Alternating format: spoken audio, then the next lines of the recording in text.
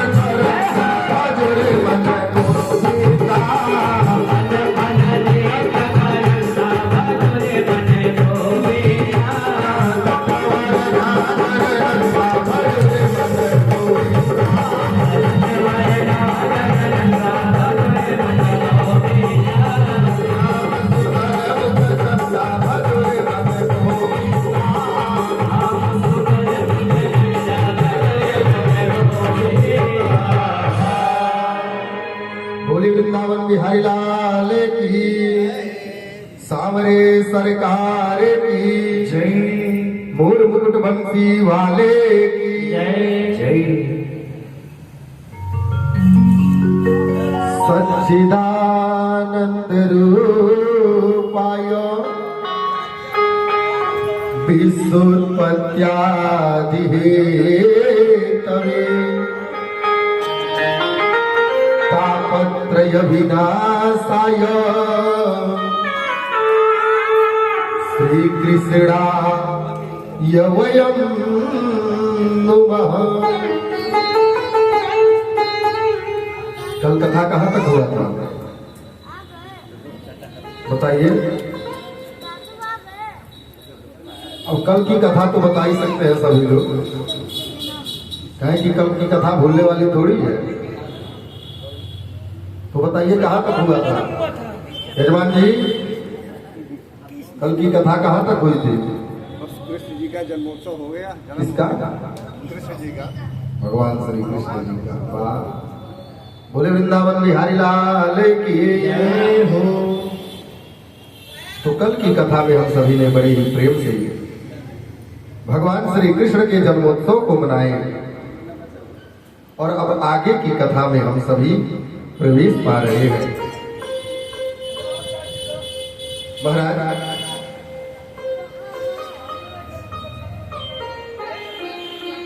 ऐसा वर्णन है कि नंद बाबा को 90 वर्ष की अवस्था में लाला हुए हैं। तो नंद बाबा बड़े ही धूमधाम से भगवान के जन्मोत्सव को मनाए। हम सभी ने बड़े ही धूमधाम से भगवान के जन्मोत्सव को मनाया, भगवान के जन्मोत्सव से आनंद लिया। और महाराज नंद बाबा उत्सव मनाते गए। उत्सव मनाते मनाते नंद बाबा को विचार आया कि अरे हर वर्ष जो हम कंस को कर देते थे तो कंस को कर देना हम भूल गए। उत्सव इतना ज्यादा मना लिए कि भूल गए कि कंस को कर भी देना है। और इधर कंस ने क्या किया, जब कंस को पता चला कि हमको मारने वाला कहीं और जन्म ले लिया है, सोचने लगा कि भैया आजकल देवता लोग भी झूठ बोल रहे हैं। आकाशवाणी हुई थी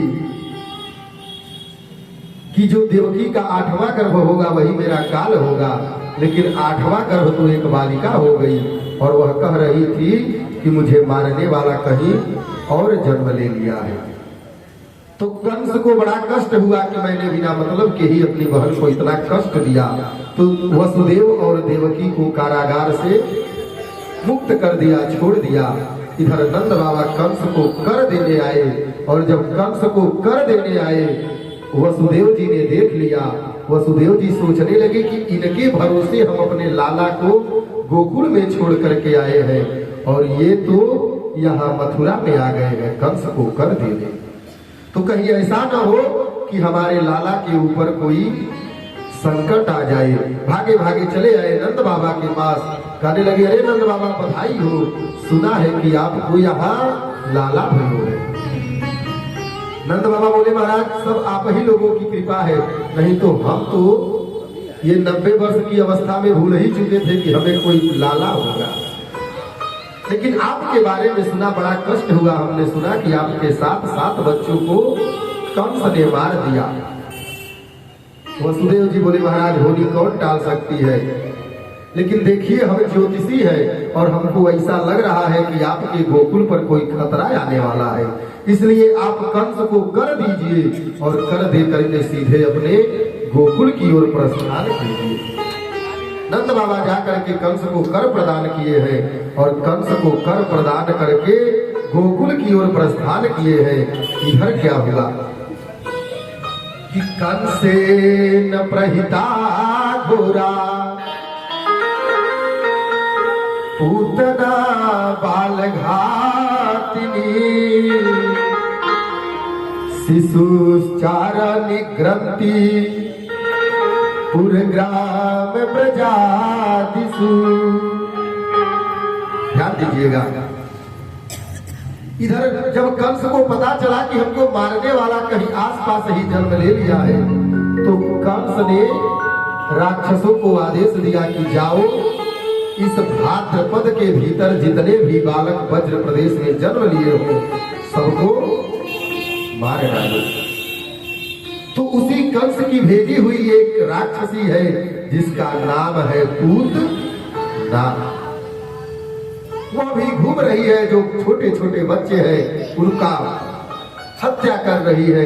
तब तक देखी कि कुछ गोपियां मंगल गीत गा रही है, सोहर गा रही है। और जब गोपियों को सोहर गाते हुए देखा तो समझ गई कि ओहो, लग रहा है किसी के यहाँ लाला भयो है, पूत भयो है, और हमारा तो नाम ही है पूत नाम। तो हमारे रहते किसी के यहाँ पूत कैसे हो सकता है? चलो चल करके देखो। तो बड़ी सुंदर गोपी का रूप बनाई और गोपी का रूप बना करके जा करके गोपियों में मिल गई। सभी गोपियां चली गई, जा करके यशोदा मैया को बधाई देने लगी। तो ये भी बधाई देने लगी कि अरे बहन यशोदा बधाई हो, बधाई हो। जैसे ही सुनी कि तुमको लाला भयो है, मैं अपने आप को रोक नहीं पाई, दौड़ी भागी चली आई। अब यशोदा मैया ऊपर से नीचे तक देख रही है कि हमारी कौन सी बहन प्रकट हो गई। भाई विचार की कि चलो 9 सगी बहन हो, ममेरी फुफेरी चचेरी कोई बहन होगी, इस समय खुशी के अवसर पर आई है। अगर मैं ज्यादा परिचय पूछूंगी तो नाराज होगी। यशोदा मैया कहने लगी कि अरे बहन ये तो सब तुम लोगों का आशीर्वाद ही है। जाओ अभी हाल ही में लाला को पालने में सुलाई हुई, जगाना मत, दूर से ही दर्शन कर लेना। और पूतना लाला के पास जाने लगी। पालने में सोए हुए लाला ने जैसे देखा कि पूतना आ रही है, वैसे अपने नेत्र को, अपने आंख को बंद कर लिया। अच्छा, नेत्र क्यों बंद कर लिया? तो बड़ी सुंदर भाव दिया संतों ने। भगवान सोचे, लाला सोचे कि अरे आए थे हम ब्रज प्रदेश में माखन मिश्री खाने के लिए, और अभी माखन मिश्री का स्वाद चखे भी नहीं कि तब तक पूतना मौसी विष पिलाने चली आई, जहर पिलाने चली आई। तो जहर पीने का काम तो कन्हैया का नहीं है, हो जहर पीने का काम किसका है? इसका भोले बाबा का, बारे बाबू का ना हो। देखिए तुरंत बोला है महादेव का। तो भोले बाबा का जहर पीने का कार्य है। इसलिए कन्हैया क्या किए, लाला क्या किए, नेत्र बंद करके और भोले बाबा का ध्यान करने लगे। किसी संत ने कहा कि ये भी हो सकता है कि भगवान आए तो थे दुष्टों का नाश ही करने, और शुरुआत पूतना से ही करना था। इसलिए भगवान गणेश जी का ध्यान करने लगे। बड़े बड़े संतों ने बड़े बड़े भाव दिए हैं, और संतों ने तो नेत्र बंद करने पर इतने भाव दिए हैं कि यदि भगवान ने क्यों नेत्र बंद किया, इसी पर चर्चा किया जाए तो 7 दिन की चर्चा तो इसी पर समाप्त हो जाएगी। 7 दिन की कथा तो केवल भगवान ने पूतना को देख करके अपने नेत्रों को क्यों बंद किया, इसी पर चल सकती है। तो जब पूतना को आते हुए देखा, भगवान ने अपने नेत्र को बंद किए, और महाराज जिस प्रकार से कोई साधारण रस्सी समझ करके किसी विषधर सर्प पर पैर रख दे, वही काम आज पूतना ने किया है। साधारण बालक समझ करके और लाला को उठा लिया है, उठा करके अपने गोद में ले ली है, और गोद में ले करके आकाश में उड़ गई। विषयुक्त दुग्ध भगवान को पिलाने लगी, और भगवान क्या किए, पहले उसके विष को ग्रहण किए, फिर दुग्ध को ग्रहण किए, और जब विष भी समाप्त हो गया, दुग्ध भी समाप्त हो गया, तो पूतना के प्राणों को ही खींचने लगे। पूतना के मर्मस्थलों में बड़ी भयंकर वेदना होने लगी, बड़ी पीड़ा होने लगी। पूतना को चिल्लाने लगी कि अरे बेटा मुंच मुंच, अरे बेटा छोड़ दे छोड़ दे।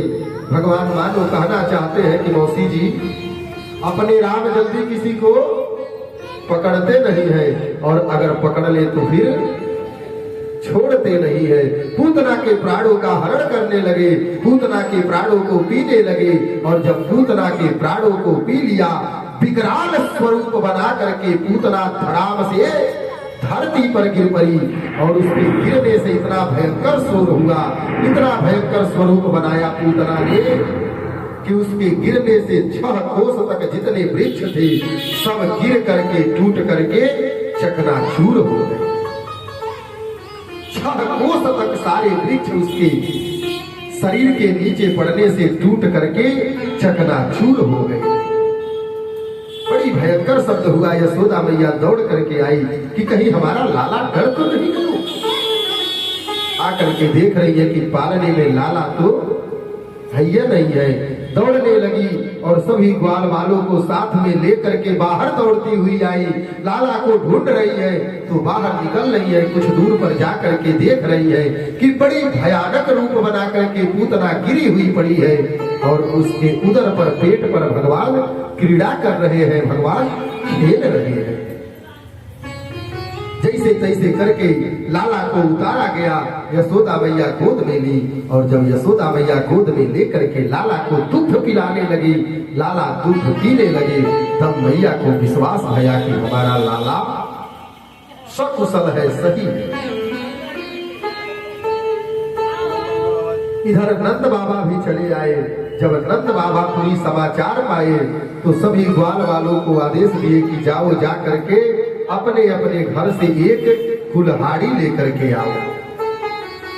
सभी ग्वाल वाल अपने अपने घर से कुल्हाड़ी लेकर के आए और जो पूतना के बड़े बड़े हाथ थे उन हाथों को उन कुल्हाड़ी से काट करके पूतना के शरीर पर रखा गया, हाथ पैरों को काट दिया गया और पूतना की शरीर गिरने से जो वृक्ष टूट चुके थे उन्हीं वृक्षों को पूतना के ऊपर डाल करके आग लगा दिया गया।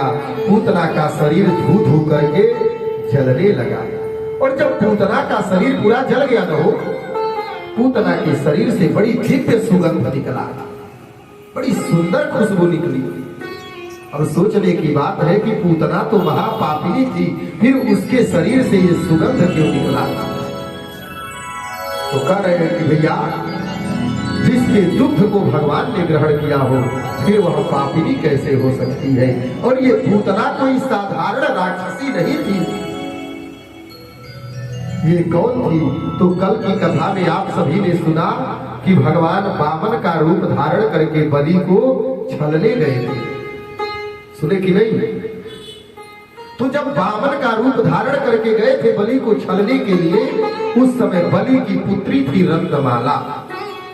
और जब रत्नमाला ने देखा वामन भगवान को, सोचने लगी कि कितना सुंदर बालक है, यदि ऐसा बालक मेरा होता तो बड़े प्रेम से उसे गोद में लेकर के दूध पिलाता। लेकिन अगले ही क्षण जब उस रत्नमाला ने देखा कि भगवान विराट रूप धारण करके और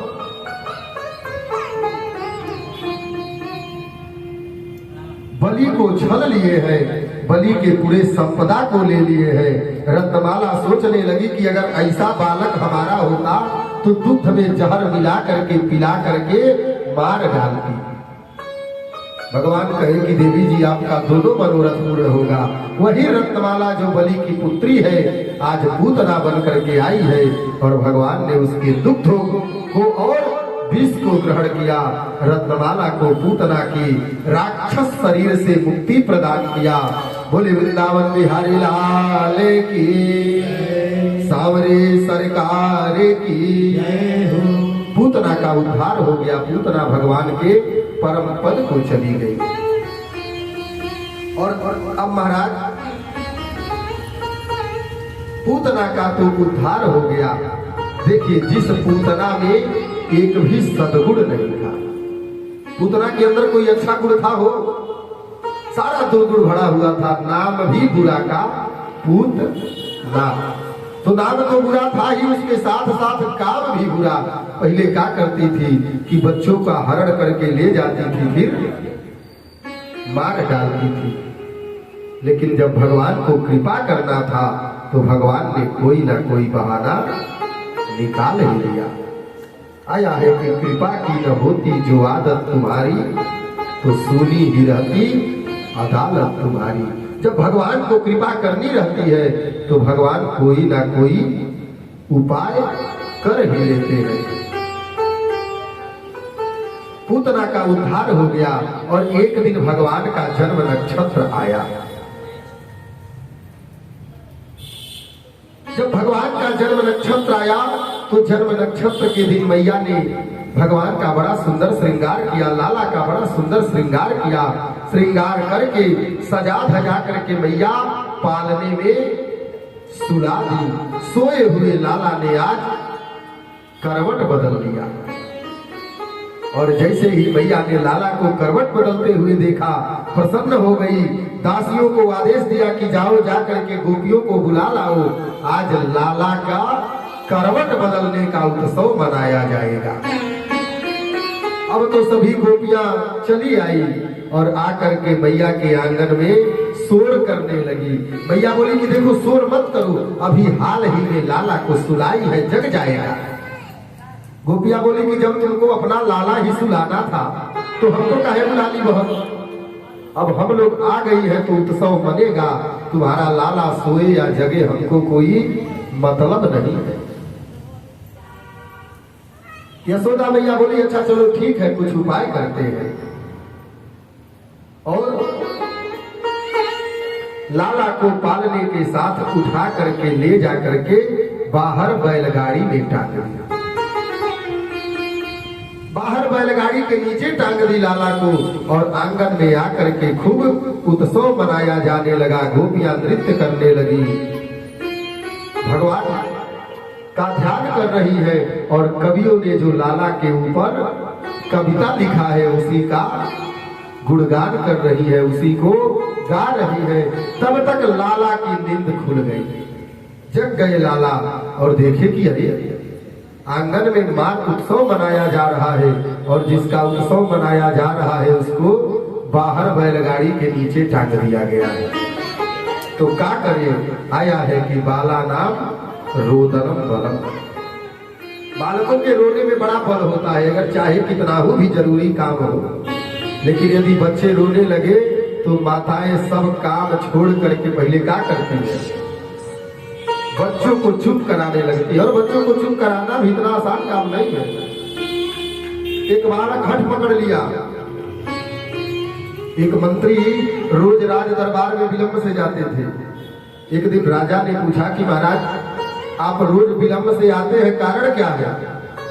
मंत्री बोले कि जब हम घर से आते हैं तो हमारा छोटा सा नाती है और वह जिद पकड़ लेता है, कहता है कि हम भी साथ में चलेंगे। जैसे आजकल होता है ना कि जैसे बाहर निकलिए, अगर छोटे बच्चे हैं तो जिद पकड़ लेंगे, जब तक गाड़ी से एक राउंड घुमाएंगे नहीं तब तक वो शांत होने वाले नहीं है। तो मंत्री बोले कि महाराज जब हम घर से निकलते हैं तो हमारा छोटा सा नाती है, वह जिद पकड़ लेता है, साथ आने को कहता है, तो उसको चुप कराने में, शांत कराने में समय लग जाता है।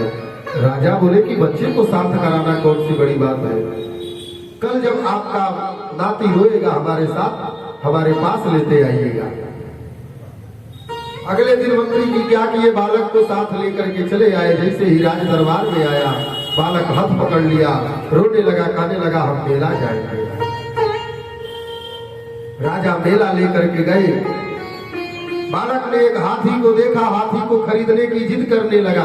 अब राजा से कमी कौन सी थी, हाथी को खरीद दिया गया। एक छोटी सी घूंची दिखाई दी, कलश, छोटा सा कलश दिखाई दिया, उस कलश के लिए जिद करने लगा। कलश को भी राजा ने खरीद दिया। अब बालक कहने लगा कि इस हाथी को इसी कलश में बिठा दीजिए। राजा कहे कि अरे बेटा कलश छोटा है, हाथी उसमें कैसे आएगा। लगा लोट लोट करके रोने और कहने लगा कि नहीं, हाथी को इसी कलश में बिठा दीजिए। और जब रोने लगा, नहीं शांत हुआ। राजा समझ गए कि बाबू बच्चों को मनाना कोई बहुत बड़ी बात है, बच्चों को मनाना ये बहुत छोटी बात नहीं है। तो बालकों के रोने में बड़ा बल है। लाला सोचे कि हमारा ही उत्सव मनाया जा रहा है और हमको ही बैलगाड़ी के नीचे लटकाए दिया गया है। तो लाला रोने लगे, बड़ी जोर से हाथ पैर पटकने लगे और बड़ी जोर से हाथ पैर पटक करके रो रहे थे, लेकिन किसी ने नहीं सुना। तब तक लाला ने देखा कि उसी बैलगाड़ी पर एक सकटासुर नामक राक्षस बैठा हुआ है और लाला ने तुरंत अपने पैर को उस बैलगाड़ी पर दे मारा और जैसे ही पैर को उठा करके बैलगाड़ी पर मारा लाला ने, बैलगाड़ी आकाश में उड़ गई और नीचे आ करके गिर करके टूट गई, चकनाचूर हो गई और सकटासुर का भी उद्धार हो गया। बोले वृंदावन बिहारी लाल की जय। बैलगाड़ी के टूटने का बड़ी भयंकर शब्द हुआ। यशोदा मैया दौड़ करके आ रही है तो देख रही है कि लाला तो पालने में लेटे हुए हैं, लेकिन बैलगाड़ी टूट करके चकनाचूर हो गई। मैया सोचने लगी कि कोई हिंसक जानवर भी नहीं दिखाई दे रहा है, फिर आखिर ये बैलगाड़ी टूट कैसे गई, गिर कैसे गई। तभी वहां पर कुछ बच्चे खेल रहे थे। बच्चे चले आए, कहने लगे कि मैया मैया हम बताए बैलगाड़ी कैसे टूट गई। यशोदा मैया बोली बताओ। बच्चे कहने लगे कि मैया हम लोग यही बगल में खेल रहे थे, तब तक देखे कि आपका जो लाला है बड़ी जोर से रोने लगा।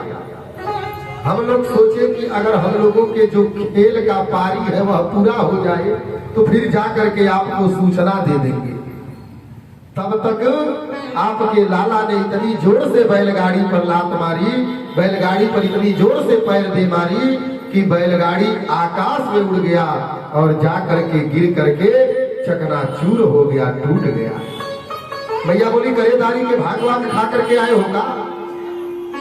हमारा छोटा सा 3 महीने का लाला इतनी जोर से पैर मार देगा कि बैलगाड़ी टूट जाएगी। भागवान तो नहीं खाए हो।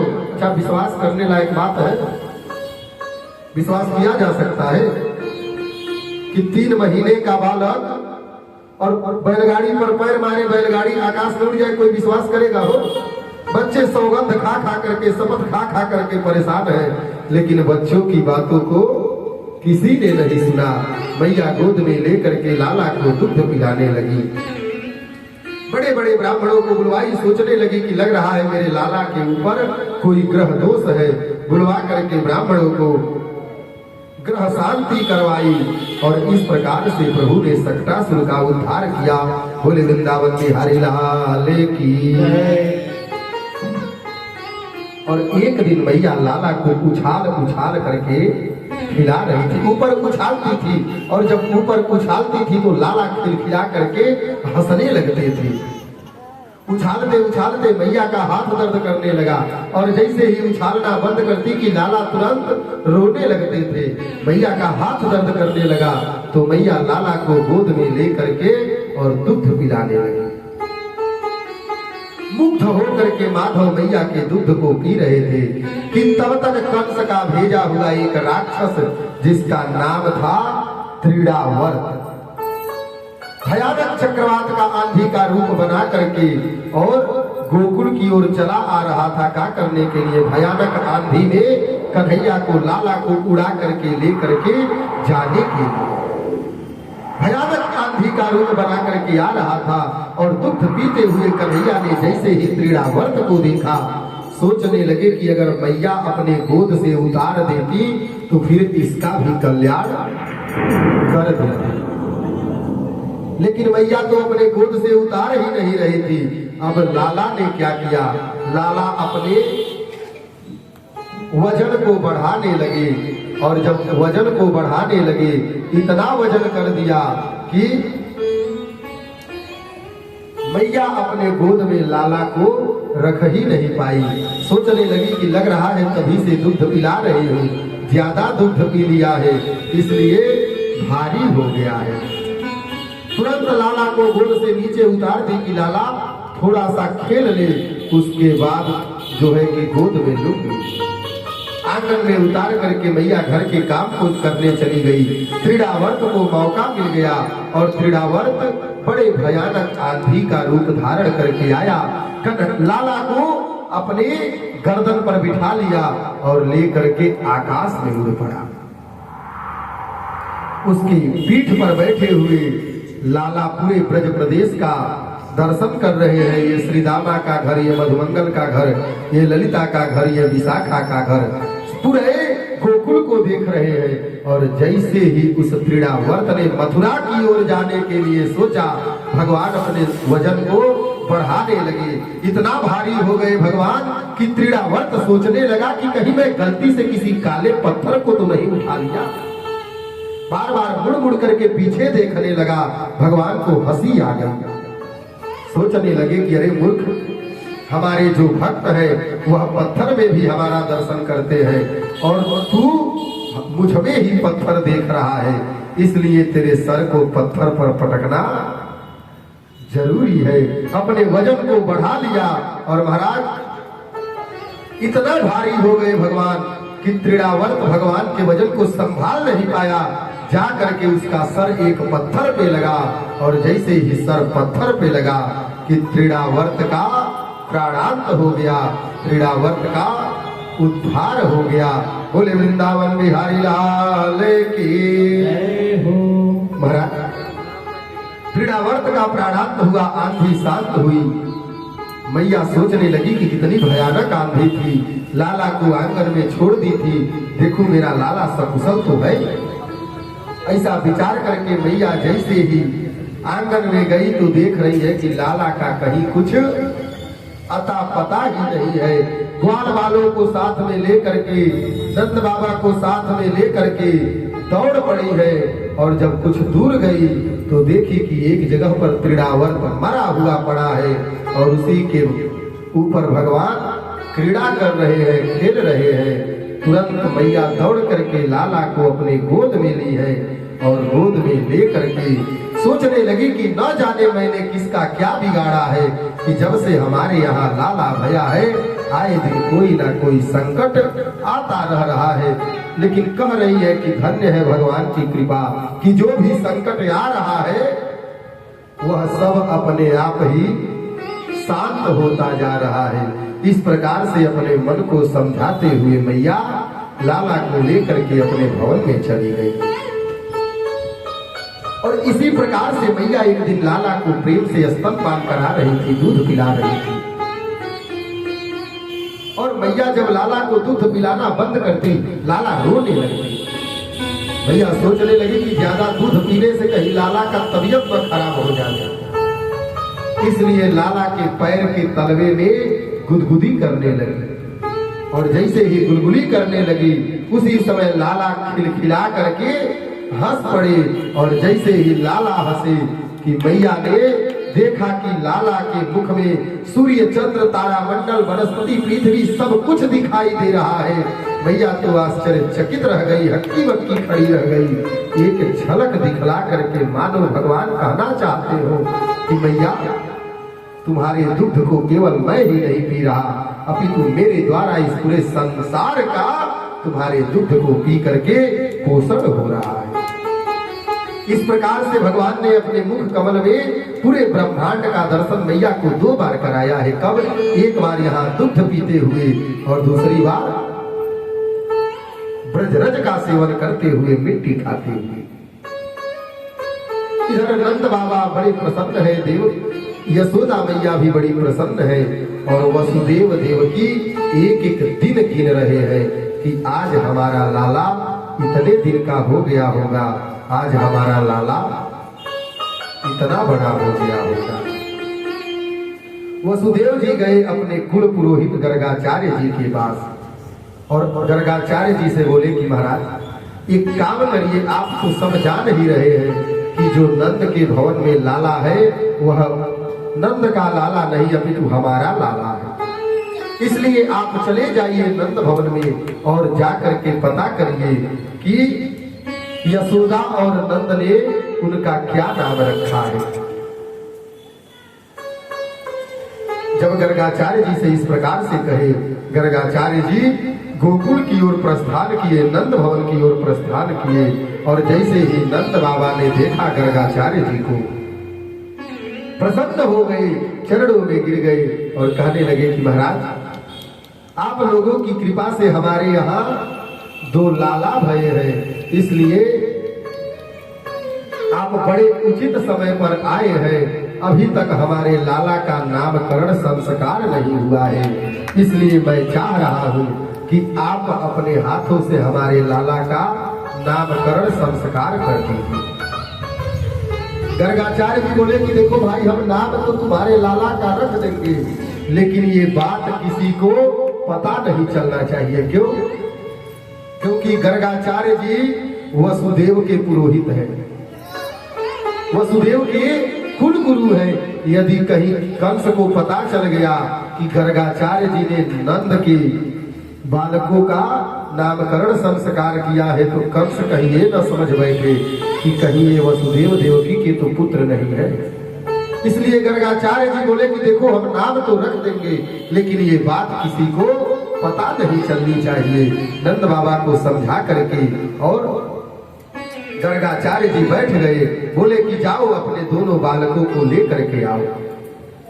नंद बाबा भीतर चले गए, जाकर के यशोदा मैया से, रोहिणी मैया से बोले कि अरे बड़े सिद्ध बाबा आए हुए हैं और बड़ी उचित समय है, आप दोनों अपने लालाओं को लेकर के आइए। आज दोनों बालकों का नामकरण संस्कार होगा, दोनों बालकों का नाम रखा जाएगा। यशोदा मैया और रोहिणी मैया विचार करने लगी कि अरे नंद बाबा कह रहे हैं कि बड़े सिद्ध बाबा आए हुए हैं, तो चलो आज बाबा की परीक्षा लेंगे कि ये सिद्ध बाबा है कि खटिया पलटन बाबा है।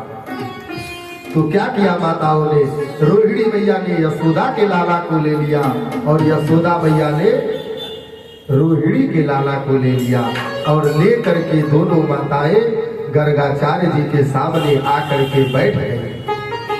गर्गाचार्य जी ध्यान करने लगे और जैसे ही गर्गाचार्य जी ने रोहिणी की गोद में मैया यशोदा के लाला को देखा और भगवान का दर्शन किए, उसी समय गर्गाचार्य जी ध्यान में चले गए और लगभग 1.5-2 घंटा बीत गया, ध्यान से बाहर ही नहीं आए। अब तो डर गई यशोदा मैया की अरे राम राम बाबा के सांस भी चल रहे हैं कि बंद हो गए, कहीं ऐसा ना हो कि 1.5-2 घंटे से बाबा शांत पड़े हुए हैं, प्राण पखेरु उड़ जाए, बड़ा कलंक लग जाएगा। तो तुरंत कही बाबा बाबा, हड़बड़ा करके नेत्र खोला है गर्गाचार्य जी ने और कहने लगे कि हाँ हाँ बताइए, थोड़ा ध्यान में चले गए। यशोदा मैया बोली कि महाराज आप तो ऐसे ध्यान में गए थे कि हम लोगों को डर लगने लगा था, ऐसा ध्यान मत लगाइए और जरा आप हमारे बालकों का बढ़िया नामकरण कर दीजिए। ध्यान लगाने लगे हैं और गर्गाचार्य जी कहने लगे कि पहले तो आप लोग अपने अपने बालकों को लेकर के गोद में बैठो, हमको लग रहा है कि आप लोग परीक्षा ले रही हैं। यशोदा मैया बोली कि अरे महाराज हम आपकी क्या परीक्षा लेंगे, हम लोग दोनों बालकों में कोई अंतर नहीं समझती है, इसलिए एक दूसरे के लाला को हम लोग लिए रहती है। गर्गाचार्य जी नामकरण करने लगे और कहने लगे कि ये जो यशोदा के गोद में रोहिणी के लाला है, ये बड़े ही बलवान होंगे और ये संकर्षण विधि से आए हैं। संकर्षण विधि मतलब कि जो देवकी मैया का 7वां गर्भ था, उसको योग माया ने क्या किया था, कल की कथा में आप लोग सुने थे कि 7वें गर्भ को योग माया ने माया से देवकी के गर्भ से हटा करके और ले जा करके रोहिणी के गर्भ में स्थापित कर दिया था। तो कहने लगे कि ये संकर्षण विधि से आए हैं, इसलिए इनका नाम होगा संकर्षण। लेकिन ये बड़े बलवान होंगे, इसलिए इनको लोग बलराम के नाम से भी जानेंगे। बोलिए बलराम जी महाराज की जय। और भगवान श्री नारायण का नामकरण संस्कार करने लगे, कहने लगे कि ये जो रोहिणी मैया के गोद में यशोदा के लाला है, ये इनके नाम अनेक अनुपा, इनके हजारों नाम होंगे, विष्णु सहस्र नाम, गोपाल सहस्र नाम, ये सब इन्हीं के नाम है। यशोदा मैया बोली कि महाराज हमको तो हजारों नाम नहीं चाहिए, आप कोई एक बढ़िया सा नाम ढूंढ दीजिए, एक बढ़िया सा नाम रख दीजिए। गर्गाचार्य जी कहने लगे कि जो भी इनको देखेगा वह देखता ही रह जाएगा, जो भी इनको देखेगा इनकी तरफ आकर्षित हो जाएगा। तो कर्षयत इति कृष्ण, इनका नाम होगा कृष्ण। बोलिए कृष्ण भगवान के जय। हेलो।